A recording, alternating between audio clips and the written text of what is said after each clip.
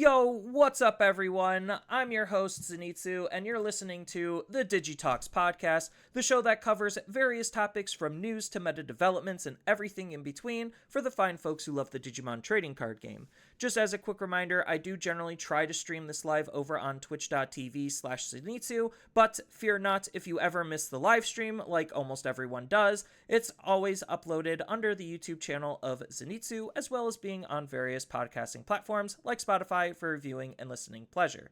So please feel free to do that whole social media doobly-doo thing and leave that rating, like, follow, subscribe, review, hype, whatever, depending on the platform that you're listening on. It really helps support the podcast, or at least I like to think it does.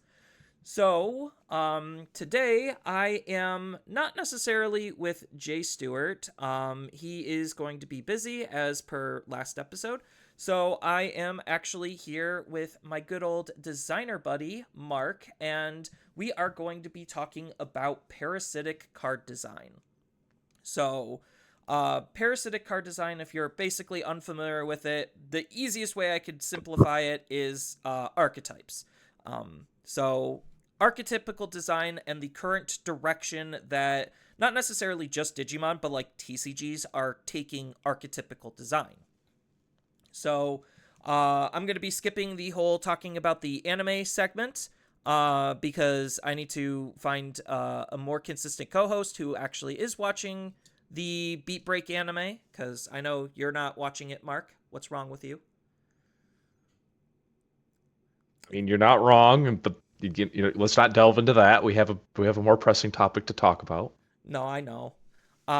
So putting talking about anime on hold. And this probably would be the time where we go into the comments. So I'm actually going to be pulling comments, not necessarily from last week's podcast episode, but I'm going to be pulling it from one of my other videos. This one might be more interesting for you, Mark, because I did a video recently talking about combos and TCGs. So that the whole thing kind of just boiled down to, do you think combos in TCGs are healthy? That was like step number one. That was phase one of the video. And then phase two of the video pretty much boiled down to whatever opinion you just stated in phase one kind of doesn't matter, because it depends on how the company is handling the balance of their game if your answer to phase one matters or not. If that makes any sense. Yeah, I guess that kind of makes sense. My initial gut reaction to the first part of that question is yes, but there are exceptions.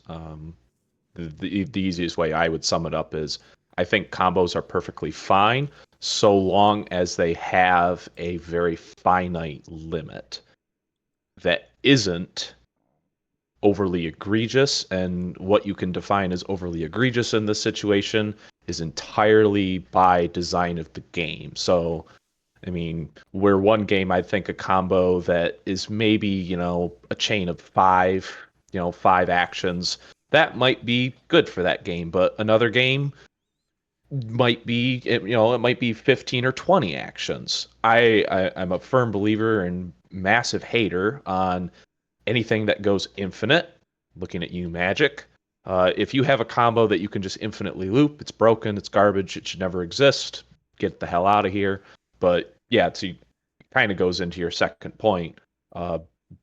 It's really dependent on how the game is designed and where you would kind of put that needle as to what is an acceptable length for a combo. Because, like, what really got me thinking about combos, in a sense, to actually warrant that video, I guess I'm not actually going to address any comments from the video, and I'm more curious about your overall thoughts on it. But what really spurred me to make that kind of a video was the fact that, like, you have a game like Yu-Gi-Oh! Where you have your general deck design is, like, I'm just going to be generous and say 50% hand traps and 50% your actual engine.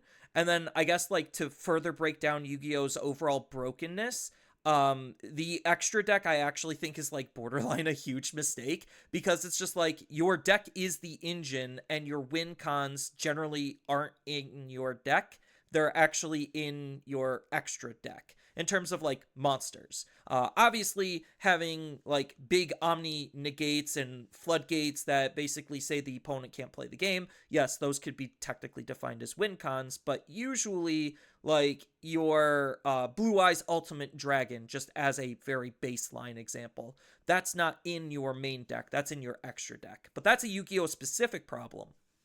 And we obviously are very familiar with Magic, both of us, to the point where, yes, infinite combos are really unhealthy, but the majority of those infinite combos usually take a fair amount of setup. So, like, there at least is room for some kind of interaction, and until you hit to, like, Storm, where they literally just can go off, like, in a heartbeat, then it becomes problematic, just because of the mana investment and how quickly you could churn through your deck to be able to get to those situations, which is where we are with Digimon, where a lot of decks right now are incredibly combo centric, and Digimon does not have good enough defensive mechanics to be able to combat combos, at least not very easily. There are a couple of exceptions, but those exceptions people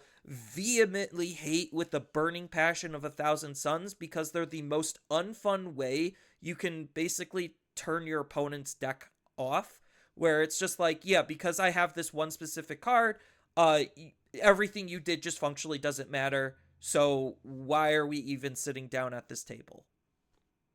Um, and like, I'm being a little bit hyperbolic here, but that's kind of like the direction I noticed that Digimon was going, was more combo centric. I was going to say the last regionals that we played in, I played the deck that I played last year, which it's not really meta and it doesn't really combo super hard, but I noticed a lot of the decks, well, actually almost the only deck I saw the entire regional was rocks.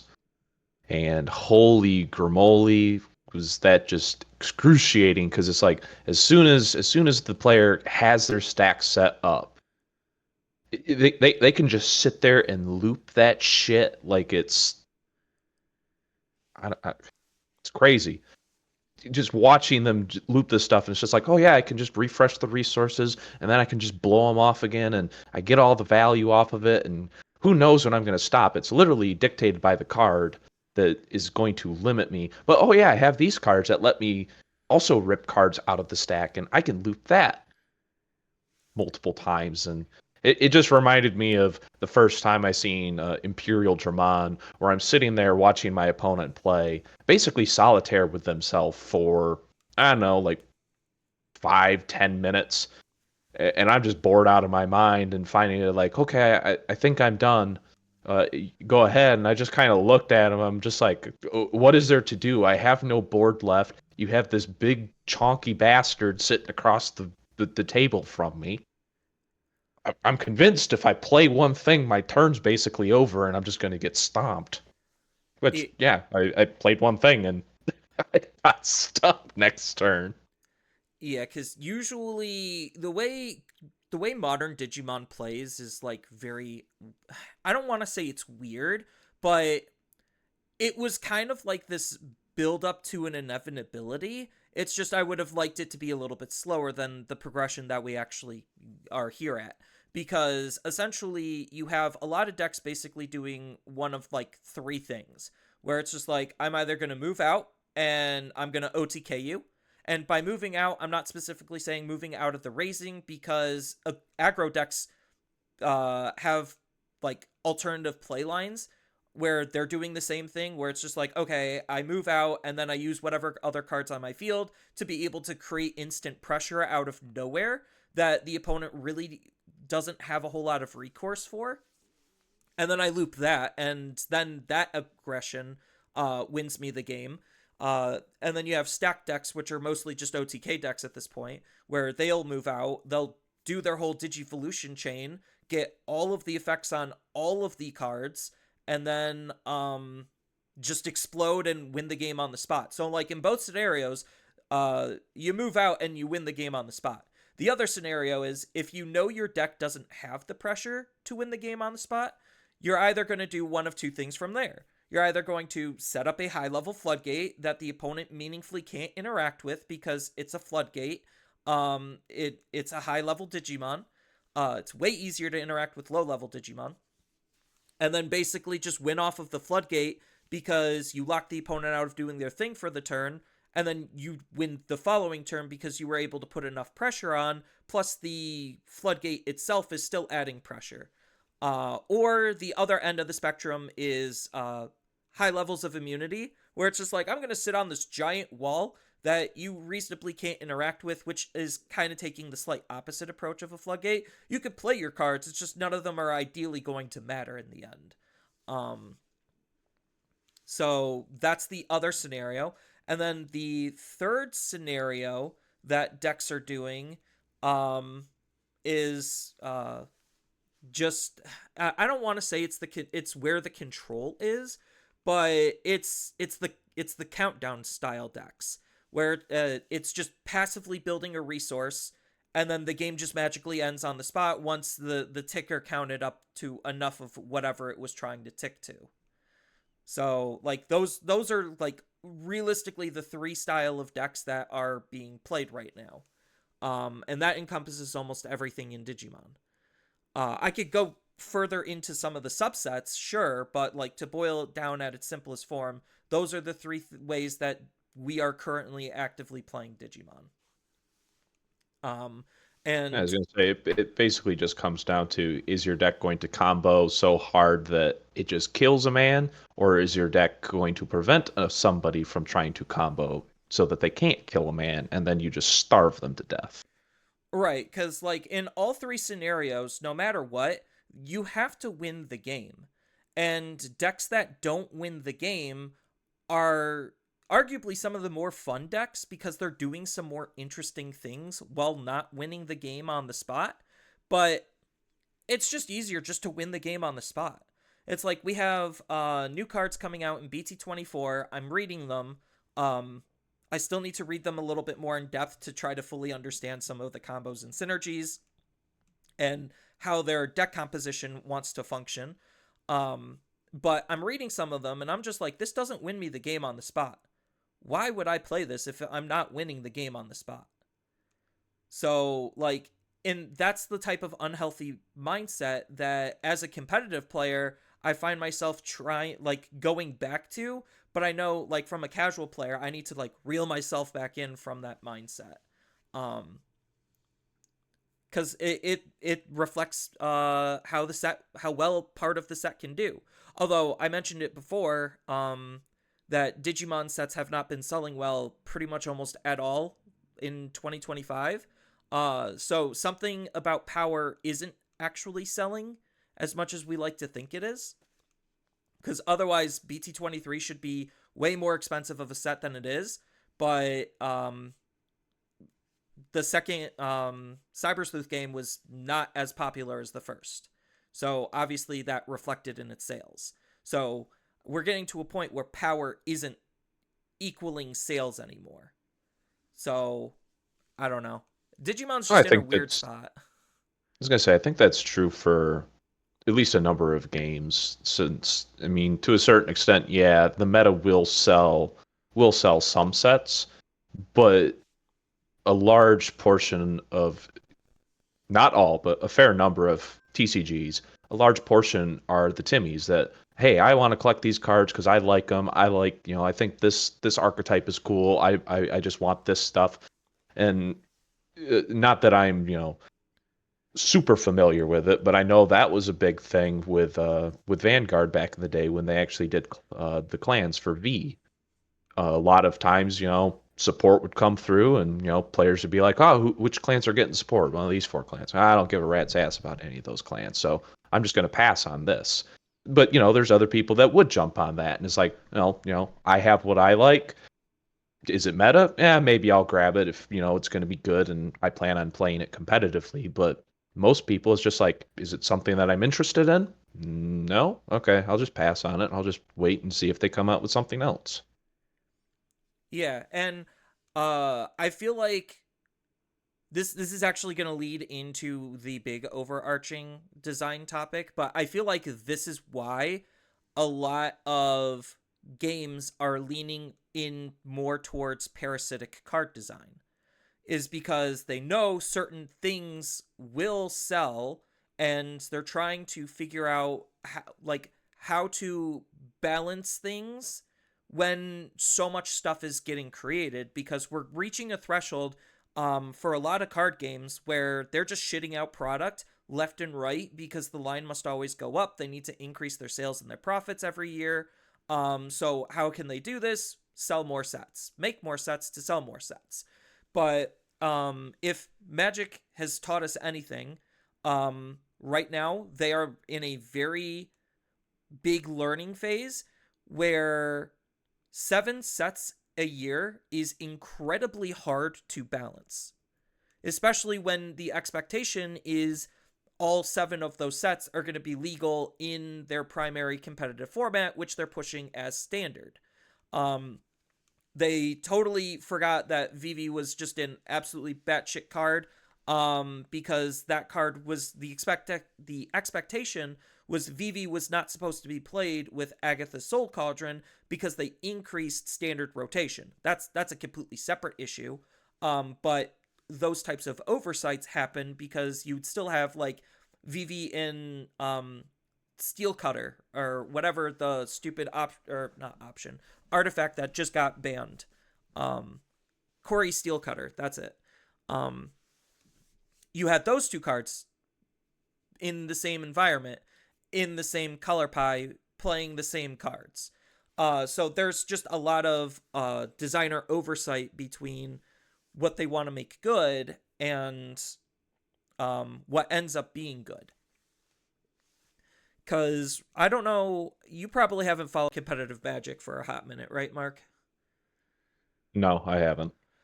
Okay, so I haven't been following competitive Magic, but I do follow a couple of Magic YouTubers just because I still like peering in at various other games to see if there's something that we could learn from it.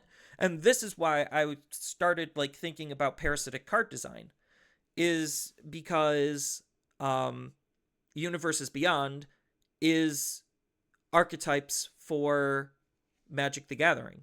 Because if they're going to be pushing a specific set, they want all the things in the set to play very well and nicely with one another, so it makes deck building easier if that person is only going to be investing in Universes Beyond, which is basically the Fortniteization of Magic the Gathering. So recently in the competitive spectrum, we just came off of Is It being the best deck, and shocker, Is It is still the best deck. But not because of Vivi, because Vivi got banned, and definitely not because of Corey Steelcutter, because that also got banned. But it's because of Avatar, believe it or not. So Avatar: The Last Airbender was their last big Universes Beyond set, and uh, they decided to do something incredibly stupid and basically print a Power 9 card into Avatar. It's not exactly a Power 9 card, but for all intents and purposes, it's a Power 9 card. And it's in a magical little deck called Is It Lessons.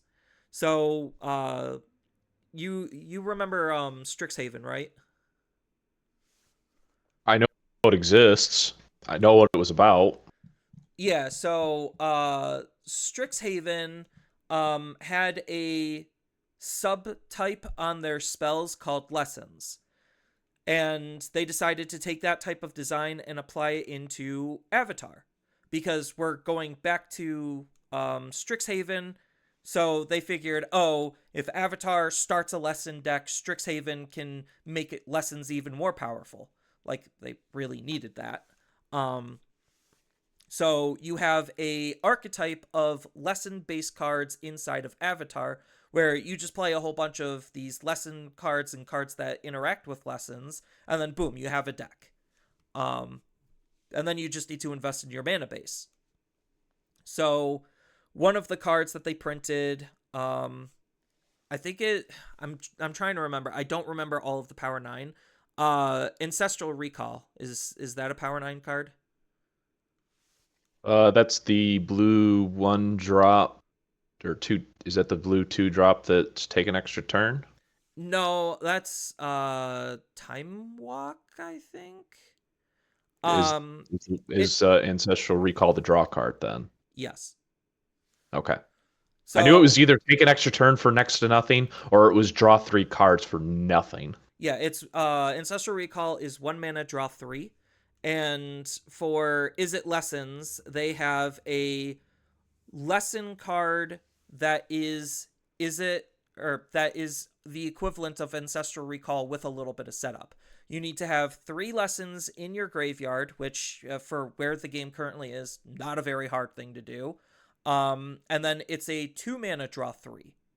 But you also have a card that is interacting with the deck where it's just like, yeah, this is a 1 mana card, like creature card, that I think like when it ETBs, you get a draw card and discard a card. So there's already 1 lesson in your grave. And then you get to reduce the cost of your lessons by 1. So that one specific card plus your lessons in grave plus the Ancestral Recall clone basically makes it Ancestral Recall. So they printed a Power 9 card into Standard for all intents and purposes. Through the lens of an archetype. Because if you're not playing into this lesson package, then it's not Ancestral Recall. So what are your thoughts on how that, I mean, obviously you haven't read the full thing, but like what are your overall thoughts on, like, is it okay to lock power, like this much power, behind the disguise of an archetype? Okay, so the question is essentially, is it okay to print overspec cards if they're locked behind you have to play X? Yes.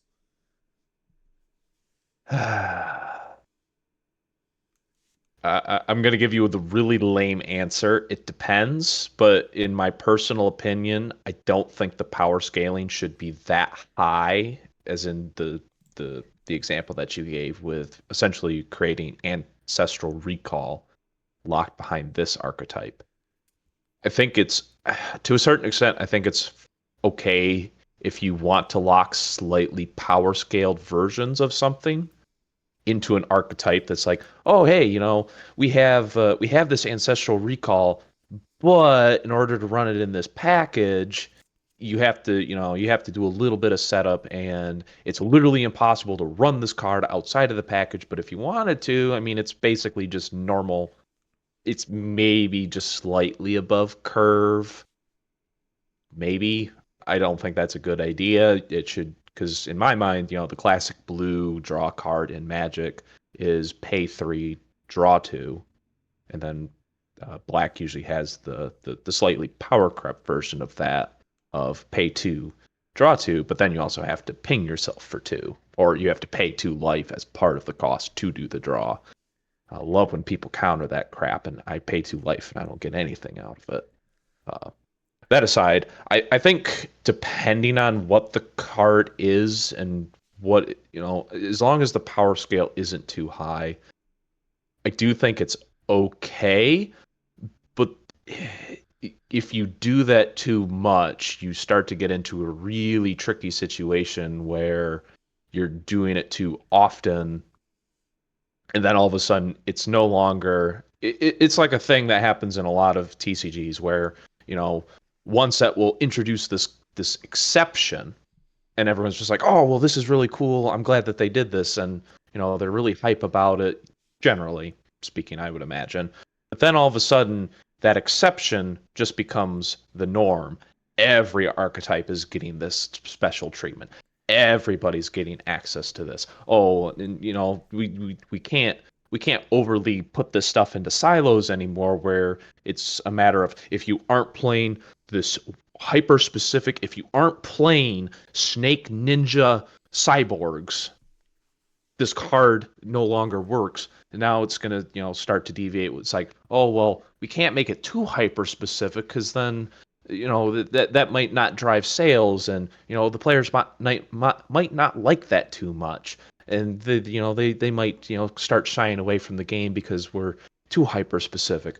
And then you have the problem where it's like, oh, well, maybe Cyborg Snake Ninjas is too much. Maybe we just, it's okay if you're just doing cyborg ninjas now, or it's okay if you're just doing cyborg snakes, and we start to deviate a little bit, but then it starts becoming more generic, and all of a sudden, if somebody's still on that hyper specific archetype, now they're getting a whole slew of extra crap that may not exactly have been designed for the hyper specific, but the more generalized archetype.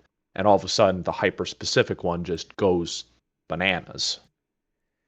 So here's my big question then. What if this is actually just used to disguise the lack of foresight for balancing? Because now you have this lesson package for Magic, and, well, it becomes a lot easier to want to hit cards. Because, or like to dissect where you should be hitting cards, because it's just like, oh, the thing that's making lessons so powerful is obviously Ancestral Recall, or their equivalent of Ancestral Recall. So just remove that, and the rest of lessons still works. You're just missing a significant portion of the draw engine, which obviously makes the deck way better than it reasonably should be. So right now we're kind of seeing the same type of design from the majority of 2025, to be honest, when it comes to Digimon's overall design.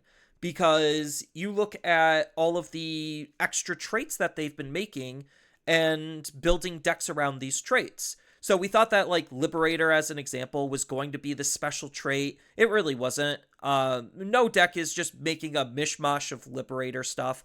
But we saw this with Heroes in BT21, which came out in, I think, March or May, somewhere around there. Then we saw it again with DM in EX9. We saw it again with Cyber Sleuth, or CS, for BT22 and BT23. And right now we're seeing it again with Time Strangers, or TM, for the upcoming BT24 set. So, like, it really feels like Digimon more specifically is leaning heavier into this type of design, maybe because they can't figure out how to properly balance some of their cards, and this gives them an excuse to try to print some more powerful stuff that only is supposed to try to interact with its own stuff. Obviously, that's not exactly how card games 100% work, because the second, to use a term from Yu-Gi-Oh!, the second you find a bridge, that's when things become a little bit extra broken, because now you're playing with things that weren't necessarily supposed to be designed with each other to have an even greater output than what was initially intended. So I think it just really depends on how well they lock their shit down. If something super powerful is going to be reasonable or not inside of the context of their archetypes. So obviously Hoodie is a huge pressure point for the game. And I'm using pressure point very specifically because Hoodie is the antithesis of everything that is wrong with the game. Not only just from its combo structure and interactability, but like what it means for the game, because it's supposed to be this self-enclosed thing that Bandai completely totally just had very big lapses in judgment and was just like, oh, I guess it can play with more than what we reasonably expected. And it allows, yes, players' expression to find creative ways to be able to build new combinations of the deck and new iterations of the deck. But at the same time, It just gives the deck more adaptability to handle the problems that other people are trying to tech in very specific counters for. So like it's a very fine line when it comes to design that they have to do, because obviously if they go overboard and they overtune the shit, then it there's no reason to buy anything else. It's just like a new player could come in, buy almost exclusively CS related cards, have a very competent and powerful deck, and then because of the way Bandai bans and restricts things, which is almost never, they'll be playing that deck for a year. Like as we saw with Gallantmon, Gallantmon was played throughout 2025, and it's still going to be one of the best decks going into 2026. And I'm not saying like, oh, decks lasting for that long is a problem, but when there's nothing else to play but that, then I think that's when it starts to become a problem. Which is why Leviathan's gotten away with so much crimes as he is, but was never hit, was because we weren't presenting him like he was the number one thing to play, because we're trying to play new and shiny stuff, and there's better counters, and he can counter stuff, so like he's just a part of the meta, but Leviathan has his own set of problems. But that's the kind of like card design I feel like a lot of games are trying to do, is more archetypical for balancing purposes, to hide the fact that they don't actually want to balance their game, because, oh, this is only supposed to interact with this subset of cards, so we could increase the power of those subsets while finding ways, if we need to quickly answer problems because we know where they are now. I guess that's kind of like where my mindset is with that type of card design. Yeah, I can follow the logic that you're kind of laying down. You could very easily use that type of design to just ignore the balancing problem. Essentially, oh, hey, we know this card is broken, but if we make it only accessible to this one specific type, it'll quote unquote help alleviate the problems at the higher tier. But then a question is, are you giving like a D tier deck access to ancestral recall? And in some ways you ask yourself, okay, they got ancestral recall, the rest of the kit is still hot steaming garbage. It may raise it from a D to a C, but there's no competitive viableness to this deck still, because this one really broken thing is not fixing the rest of the garbage that it's attached to. Now, if if, like you said, if people are able to find a bridge to say, oh, hey, this card was designed for this absolutely abysmal archetype, but there is a way to make it function in this deck, which is, closer to maybe a B tier deck, all of a sudden that B tier deck becomes, meta viable again, because this card can be used. It might not be very straightforward, but as long as it can function and it's not being overly abused or heavily countered by the decks that it's running into, they're not going to have an answer for it. So it's not really, in that case, it's not addressing balance issues in the game. You're essentially just creating It's basically the concept.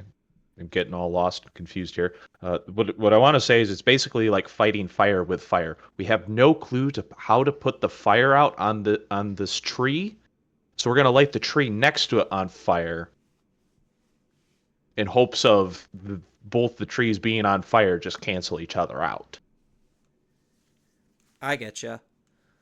That's an interesting point, because it does sometimes work, and then sometimes it just doesn't work. It's really game dependent, on what's around that fire, if it is going to cancel it out. But like, still, having the fires to begin with is very clearly the problem. But most TCGs just don't even want to acknowledge that, they're just doing too much and they're not going to be able to balance their shit. Well, and I think the perfect example you made with how Digimon approaches their ban list and the fact that they like to believe it does not exist whatsoever.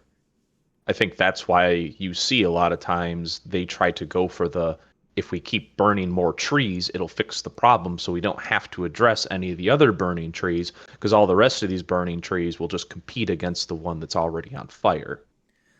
Which I And mean we'll just do that into infinity and no one will ever complain. We'll never have to ban anything. Everything's still viable. So why aren't you buying my product? and that's like a threefold issue because when Bandai does do ban and restrictions, because they basically do it twice a year. Once post Worlds, once post Nationals one.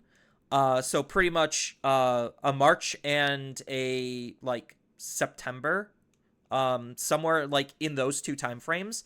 That's usually when they ban and restrict cards. But like we've seen the ban and restriction list increase every single time. So like 2 years ago, I think it was like 9 cards on the ban and restriction list. This last one, we had 15. So how many are they going to add to the next one? 16, 20? Like they basically just let the problems stack and sit there long enough to where they have to have an increasing ban and restriction list, especially again if they're not willing to balance their game, where it's just like, okay, so we have to ban something from Hoodie. What do we ban from Hoodie? And then as a result, now what do the matchups look like? Oh, this is probably going to be the biggest problem because Hoodie was keeping this at bay. Just as an example, or vice versa, where it's just like, okay, without Hoodie, then this becomes a problem. Now we have to address this. And like they basically have to micro task what the future meta is going to look like by hitting so many cards all at once because they let the problem stack up and build. Granted, like it's a little bit easier because, like you said, if they just light enough trees on fire, that's the play pool essentially. Is just what are the burning trees? Because that's what the moths are going to be drawn to. Not trying to call competitive players moths, but the analogy kind of just works, I guess. Oh, it definitely works with the burning trees. The exception to the burning tree is when you create a volcano. Yeah, but that's an exception. And getting back to my train of thought here, before I completely lose it. Um, like you have, and that's partially what leading to a lot of the combo centric homogenization of Digimon, where it's just like, okay, I have rocks and minerals. This is the best combo deck. Well, what's another combo deck that basically just OTKs the opponent and punishes them for playing the game? Well, you have Gallantmon. He does the same thing. He punches for all of their security in a single turn, and if they have a Digimon, he gets benefits. If they don't have a Digimon, he gets benefits. So, like, there's no actual way of dealing with the way that they designed him. And I get the direction in which they had to design him, because before he was just wholeheartedly unplayable because we were not giving the opponent anything to interact with, and therefore all of Gallantmon's abilities were just non-existent. He might as well have just been a vanilla. But that goes into like a whole like subset of like design issues that were creeping up with the game, and like how little we want to interact with the opponent, because it's more optimal to not interact with the opponent. Um, that's why like tamers are such a huge and prominent and powerful thing, but we need some tamer removal, but you can't have too much tamer removal because then that just takes all of those decks that were playable and then just throws them into the garbage. That's what we saw with Machine Dramon and Vademon, is he just completely invalidated a lot of decks on top of Galactimon. But I digress. And that's where a lot of homogenization comes into play, where it's just like, oh, if this basically does the same thing as this, then the fire is basically just the same. It's just spreaded. And the more of the same type of thing that you have, technically it's falling under the fallacy of if everything is broken, then nothing is broken. Yeah, essentially, if everything is viable, then it's literally just pick your flavor. I mean, it'd be like having. It's kind of similar to the discussion that we had on generics, where if you make too many generics that are just too good, you'll essentially just end up in a situation where all of the decks are going to be like 30 to 40 of all the exact same card, and it's literally pick your flavor of whatever you want to fill the extra slots. What's your pick your top end? Does it really matter in the grand scheme of things? Arguably, yeah, it could, very small differences, but everyone's running the same package. Whoever pops off first with the engine is obviously going to be the one that wins. So it doesn't matter what the extra cards are, or what the top end is, so long as it can, like you mentioned earlier, as long as it can kill, doesn't matter. In that situation, it's all basically just a race. And I guess in all reality, even the meta is essentially that it's a race. Does my OTK deck kill you before you stop me from being able to?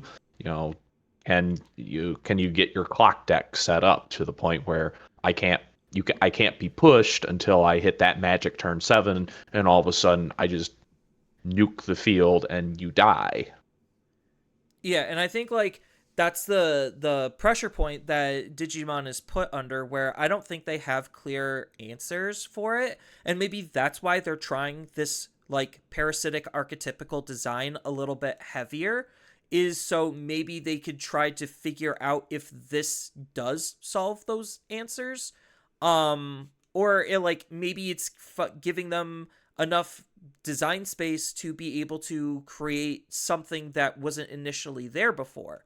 Granted, they are also power creeping the game at the same time, because I know you don't keep up with spoilers, but um, they're adding a new timing window for effects to happen. And that new timing window is when moving. So now, like, I think that's adding more complexity to the game. And like, I'm using complexity probably in the wrong context. It's it's just adding more things to the game for things to happen. So like, let's just say, as an example, you have a rookie with a when moving effect. We'll just say the when moving effect is a simple draw one. So now your combo chain now looks like this, where you move out of raising, you get the when moving effect. So now you get to do an extra action compared to the previous format where we didn't have that when moving effect, where you just didn't get an effect there at all.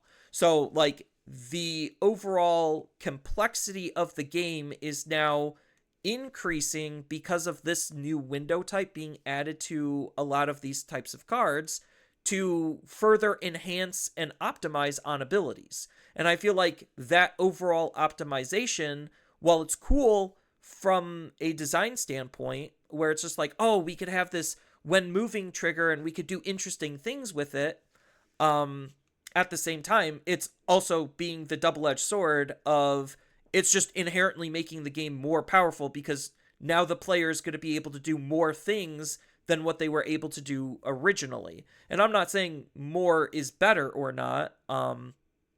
It just depends on how it's implemented, because the first time we saw the when moving effect was actually on a defensive card, but that clock deck took too long to set up, so it ultimately didn't really pan out and matter.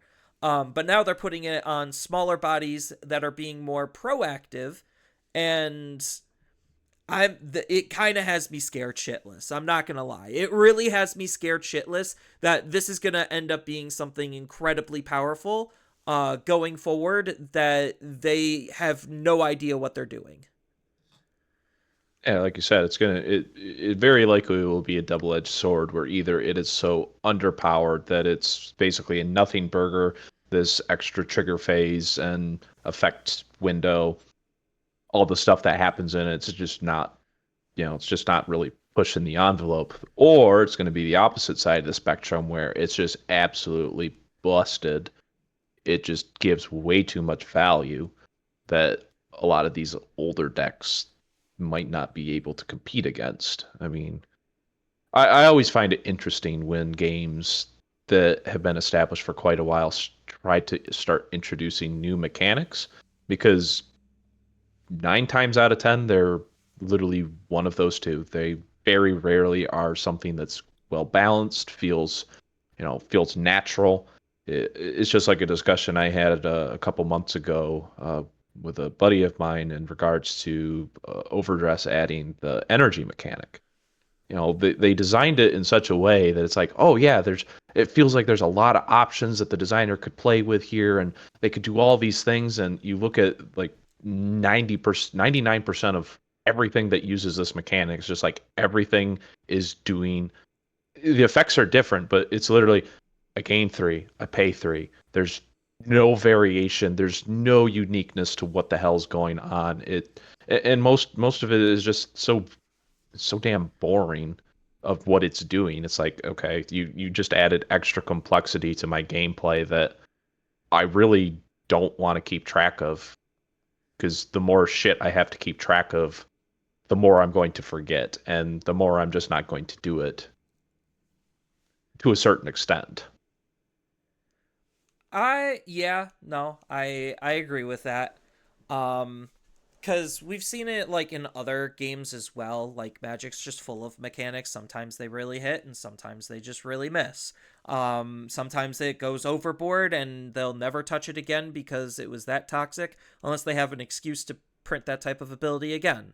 But Magic, the interesting thing about Magic though is they actually are done with reprint sets. They are no longer doing any dedicated reprint set. The last couple being their master sets. Those ultimately didn't pan out in the end. They burnt their own shed down for that one to actually be good. So not gonna harp on Magic for killing their own golden goose before it could, for it laying too many eggs. But what they're doing instead is they are reprinting like powerful cards as like showcase cards. That's where they're doing reprints now.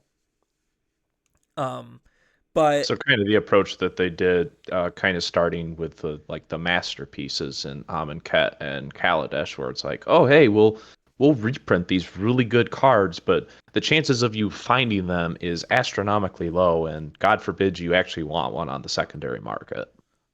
right, and I feel like the smart use of reprint equity, like the idea is to put those cards into standard sets to try to sell more standard sets. And I feel like the way that Bandai works with its reprints is they just have a whole dedicated reprint set.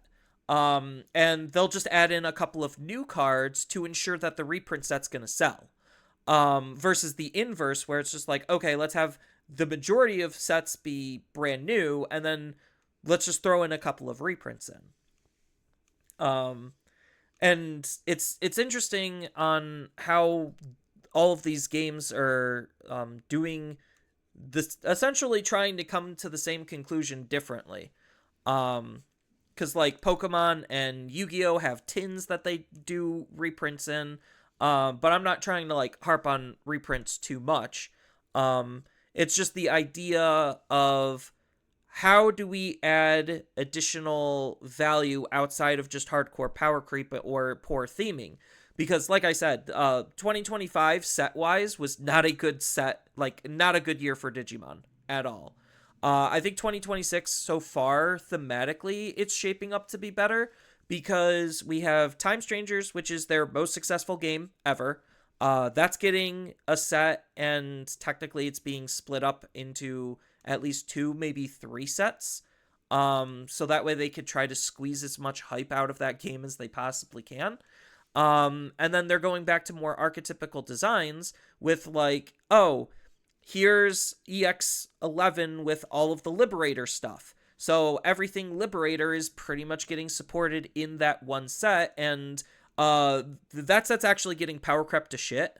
Like, a lot of cards in that set, like, sure, a lot of those Liberator decks were, like, underpowered decks, but, like we said earlier, like, is it okay to overdo the power because it's limited to this specific archetype?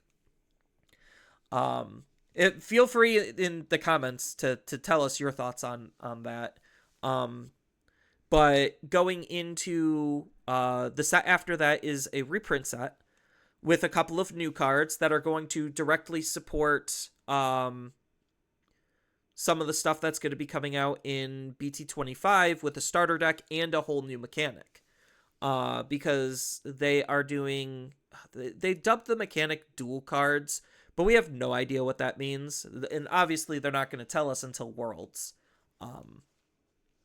Because that's when they're going to do the big whole announcement and marketing push for it. It's just like, oh, this is what you can be excited for in 2 months. So that's when we're going to know more about that. But I have no idea what Digimon's going to do with dual cards. I really don't. And it, again, has me scared shitless because if when moving already can prove to be as powerful as it is, with just the few cards that we've seen that have when moving effects, then I don't know. Like, what damage are these dual cards going to end up doing in terms of power creep? And that's why, like, I'm under the philosophy that in order for Bandai to really start getting a good grasp on the power level of the game, that's why I feel like every main BT set, which is every 3 months from each other, they need to do a ban and restriction update every 3 months. I don't think it's that unreasonable. Wizards is doing it. Actually, Wizards is doing more than every 3 months. I think they're doing it like every 2 months. Because they have like this whole accelerated timeline on ban and restrictions because they realized how fucked up and how much damage Standard was in 2025. So they were just like, oh, we need to fix this stuff. And I feel like that's something that Bandai could learn is like take a page from everyone else in terms of how you could approach fixing your game. But part of me also thinks that Digimon is so low on the totem pole that they just don't care about fixing it. And that makes me sad. Well, not to harp on Wizards too much, but I think they kind of have to do the ban and restriction list as often because I think their design capacity is garbage. The last couple of years, they've just, in my opinion, they've just been power creeping the game way too much, printing shit that should never existed, and they're just creating all the problems. It's like, oh, well, we got to do something about that. Well, that's what 7 sets a year does to a game. And Digimon has had 7 sets last year. They're most likely going to have 7 or 8 sets this year. And this is not even including like small little side sets like any of the LM stuff or any exclusive Bandai Premium stuff that they do. Most of those are reprints, granted, but they do have some new cards that are introduced in the dumbest of ways. But that's a classic Bandai problem. But like that's just the consequence of designing too many things. And Digimon already has been in that same type of a boat. Granted, yes, a Magic set is larger than a Digimon set, but again, Digimon already is having a hard time balancing itself and designing itself, even when it's trying to lean heavier into archetypes to maybe try to balance things a little bit easier because, again, the idea would be if we only have to balance specific archetypes, then our job becomes easier.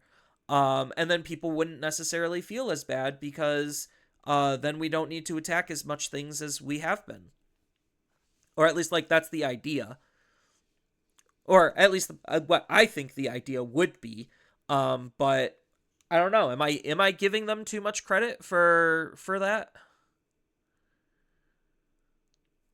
I don't know. I don't disagree that they probably should, visit and review the ban and restricted list more often than bi-yearly. That seems pretty ridiculous. They should be able to do that more often, but as you've already mentioned, they don't particularly like banning and restricting cards. Most card games don't because, that can easily kill a lot of interest in your game if, that's the big reason why people are playing the game is, for those specific decks. But I think to a certain extent you could make the argument that if everything is locked to an archetype, you can you won't see spillover into, certain decks being able to function as well if they can't utilize cards that aren't quote unquote generic.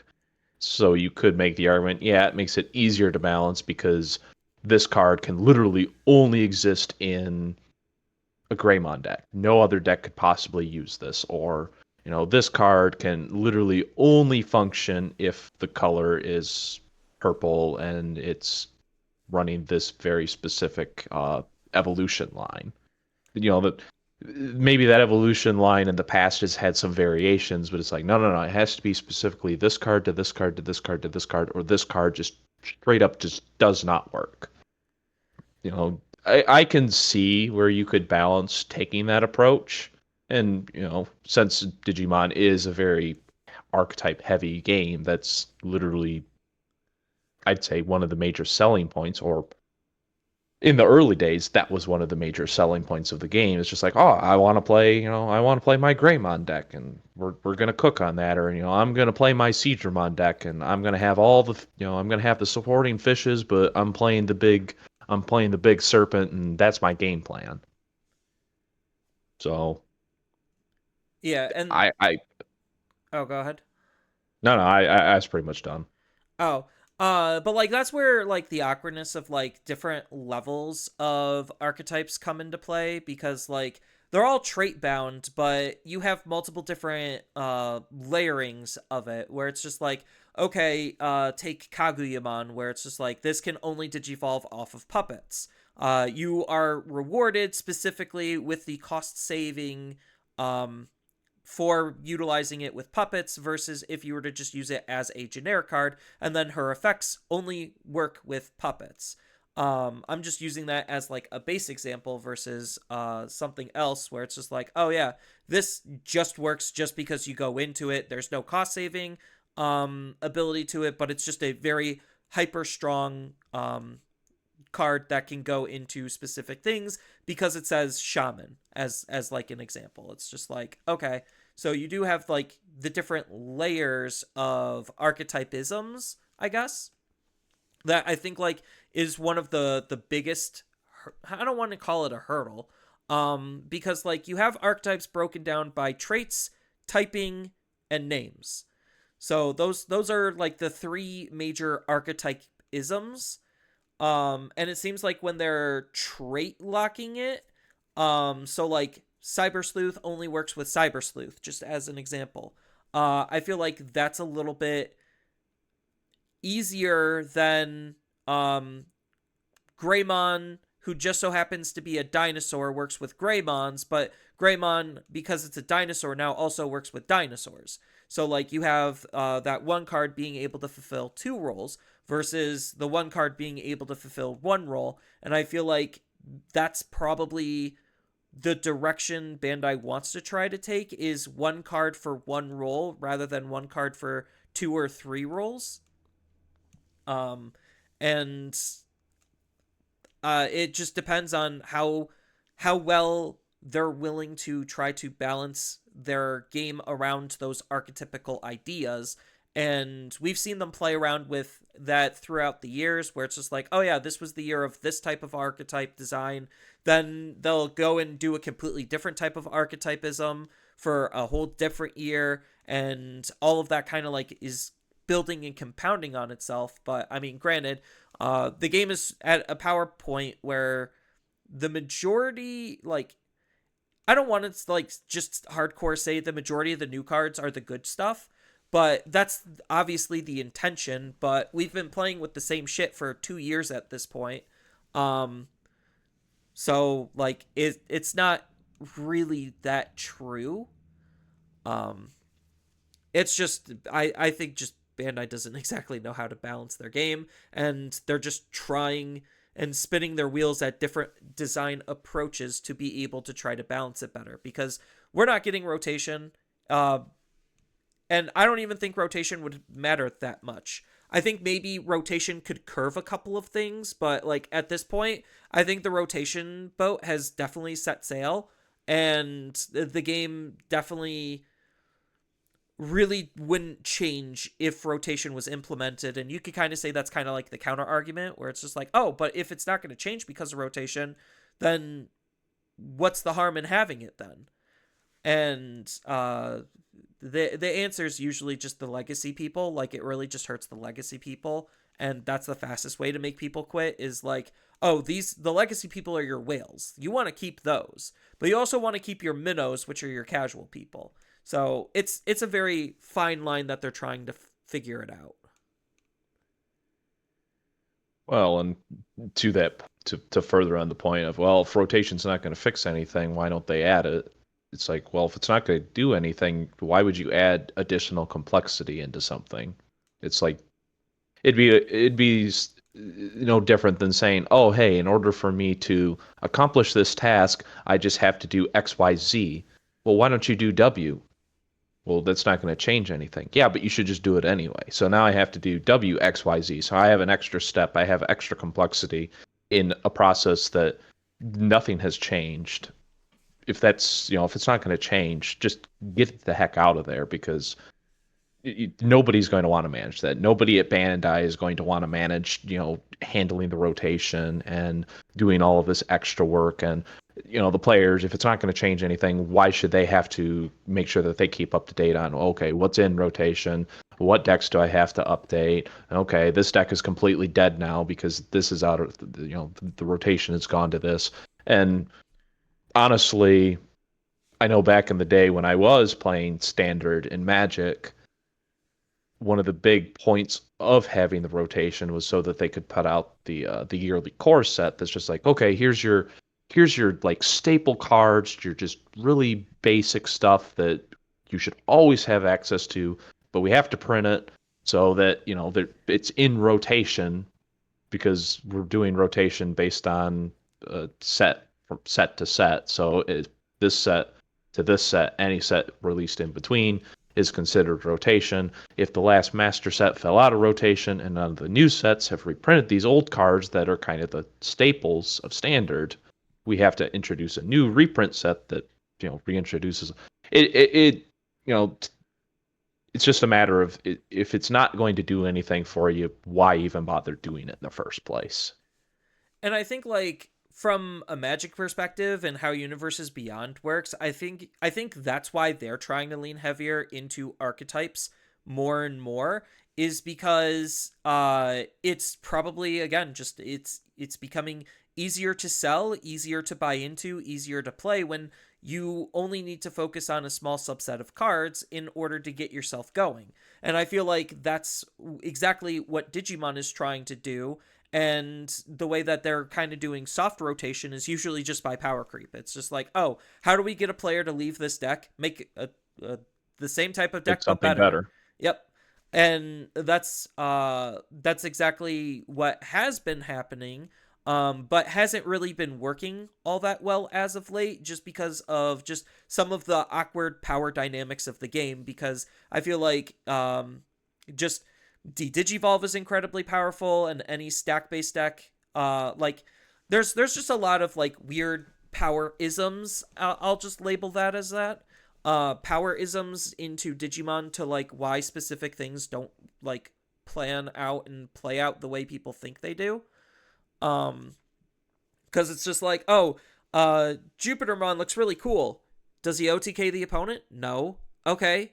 Does he have Digivolution protection or like any kind of protection from alternative removal types? And by alternative, I mean soft removal. No.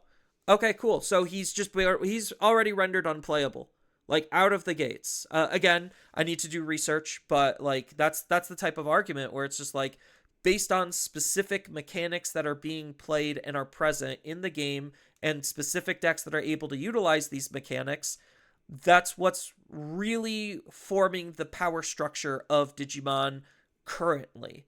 And I don't know if archetypes exactly is going to really change that.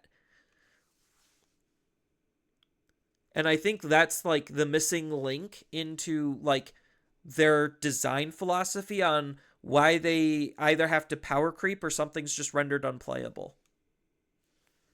Because we have such like this strong I don't even want to call it a middle ground. We just have just such a strong foundation for how the game currently is played that it really constricts what actually is playable. And I know competitive people love tighter formats with less decks to think about, but at the end of the day, like, if it's very clear that Bandai wants as many things to be playable as possible, very clearly. And they don't know exactly how to get there because of just all of the inner workings of how the game currently is operating.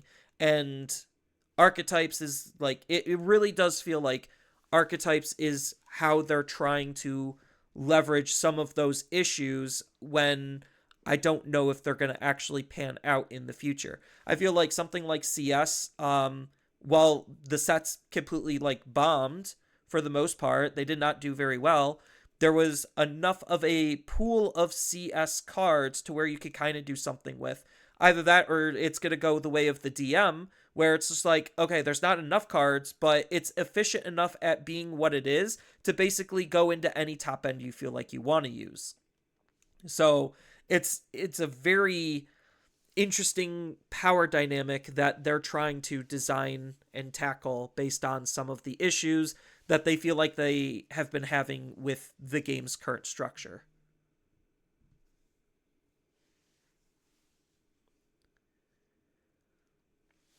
So that's kind of all I've been really thinking about when it comes to archetypes and the future of Digimon and what we're getting and what we've gotten and how things have been shaping up. Do you have any final thoughts, Mark? I just wanted, not that I want to go into a deep discussion, but on your topic of a lot of people generally enjoy a tighter meta. Most game designers will see a tight meta as a problem. You know the meta is healthy, the more viable decks, the more variety that you see out in the wilds. So if you have 10 decks that are almost, one might be a little bit higher than the other, but most generally these 10 decks have a chance to top any particular event. I would consider that as a relatively healthy meta, but yeah, I'd be curious on if they go super power creepy with archetypical cards. If, like I said earlier, if they give that to a D tier deck, it's not really going to make that much of a difference potentially, depending on what it is. But you know, why would you see the need for yourself to print overspec cards consistent? If it's a one-off thing, it's whatever. But if you have to consistently print these overspec cards for an archetype to make that archetype good, I think the better question is, okay, what about this archetype just isn't working? What do we need to change? Because if we need to print, you know, scale 10 cards to make this deck viable, what the hell is going wrong with this deck in the first place? Right.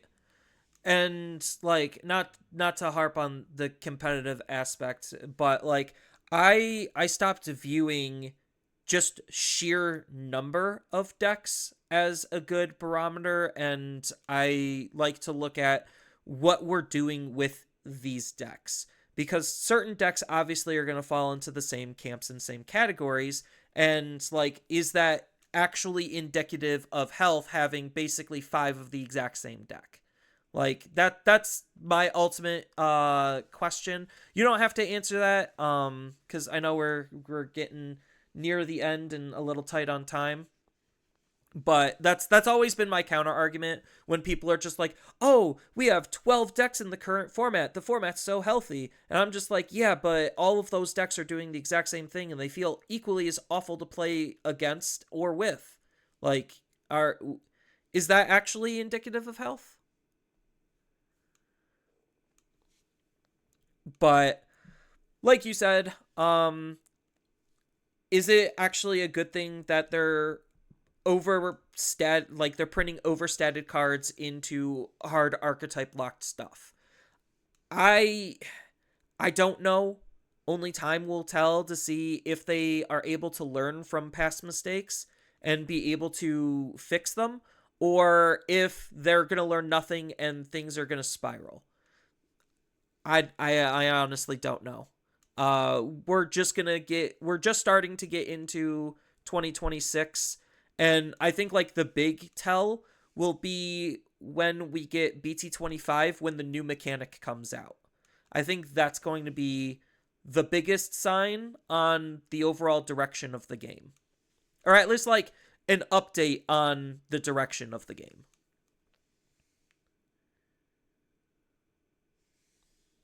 So, but I think that is all we got. Any final thoughts, Mark?